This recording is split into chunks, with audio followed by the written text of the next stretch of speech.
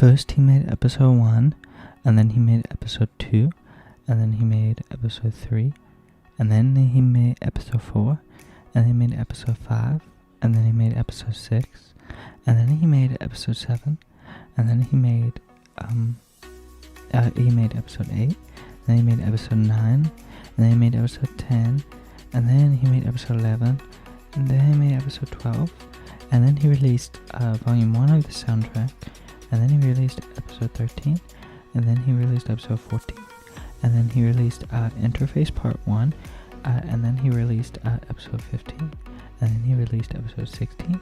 and then he released episode 16, and then he released episode 17, and then he released episode 18, and then he released episode 19, and then he released episode 20, and then he released episode 21, and then he released episode 22, and then he released episode 23, and then he released episode 24, and then he released a soundtrack volume 2, and then he released a Interface Part 2.